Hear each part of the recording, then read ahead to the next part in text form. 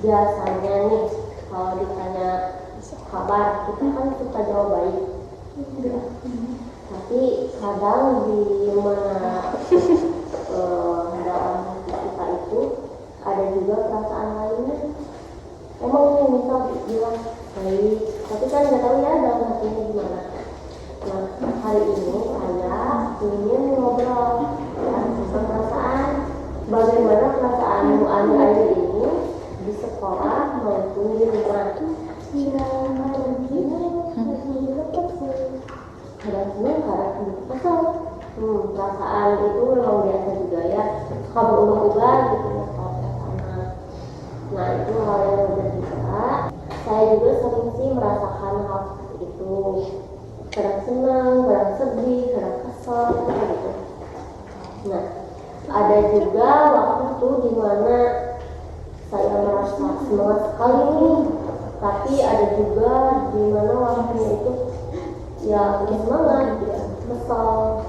Nah, jadi kamu tidak sendirian juga, pasti beberapa orang juga merasakan hal seperti itu.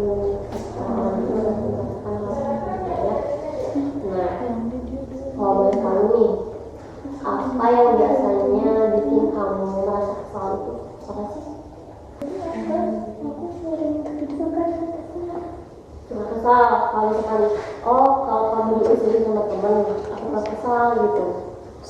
Iya. Jadi teman usir itu salah satu pemicunya juga ya. Nah, saya bisa paham sih perasaan kamu ini. Nah, saya juga pernah diganggu, diganggu. Jadi gak nyaman kan?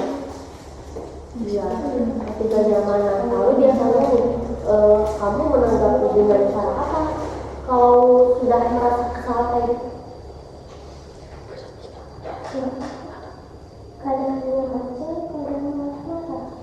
Nah, menarik ya. Jadi ada diam, ada marah. Jadi kalau misalkan nih kamu diam, biasanya itu rasanya setelah itu gimana sih kalau kamu diam? Kadang jadi kepikiran terus. Kalau diam kepikiran terus, ya sih, mengerti ya. Jadi kalau misalkan dipendam perasaan itu malah bisa semakin berat. Kalau misalkan kamu marah, yang terjadi kadang ribut sama teman. Masih kayak gitu pernah. Nah itu juga sering ya, sama-sama sering terjadi. Jadi sebenarnya itu dua-duanya bikin tidak enak sih sebenarnya. Makan kalau misalkan diam jadi kepikiran, kalau marah jadi ribut.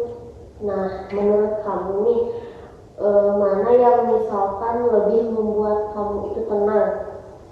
Mungkin lebih baik tenang dulu. Mungkin lebih baik tenang dulu, bagus ya. Itu pilihan yang baik juga. Salah satu cara menenangkan dirinya itu adalah dengan menarik nafas dalam-dalam, lalu menghembuskannya perlahan. Nah itu bisa membantu kita ini menurunkan rasa kesal, bisa membantu. Nah kamu mau coba bayangkan sekarang? Oke, coba tarik nafas. Tahan sebentar, lalu hembuskan pelan-pelan gitu. Bagaimana kira-kira rasanya? Lebih tenang ya pasti. Nah itu salah satu strategi sederhana. Selain itu juga kan ada cara lain, misalnya kayak menulis perasaan kan di buku harian, atau bercerita kepada orang yang kamu percaya.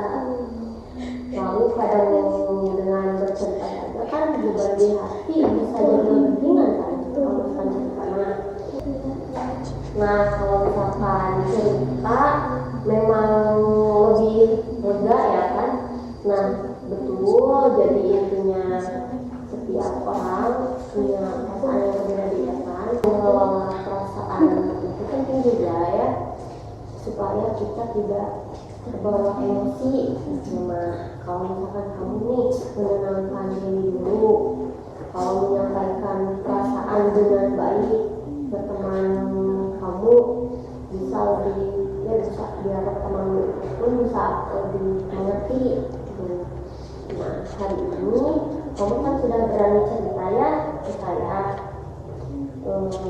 Itu hebat sekali, kamu belajar bahwa perasaan yang apa ya, perasaannya boleh ini boleh saja muncul, tapi cara kita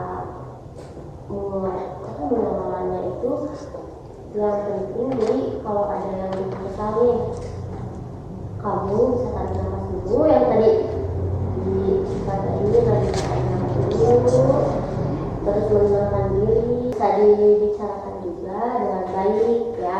Nah kalau masih sulit, kamu bisa cerita ke orang tua, guru, teman, ya intinya mah orang-orang terdekat kamu lah bisa ya. Akan sebenarnya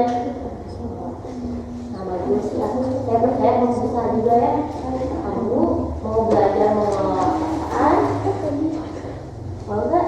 Nanti kalau misalkan kamu mau mengelola perasaan lebih lanjut, buat saya. Terima kasih ya sudah mau ngobrol sama saya. Nah sebelum nanti kamu boleh isi lembar refleksi ini ya. Mau isi dulu.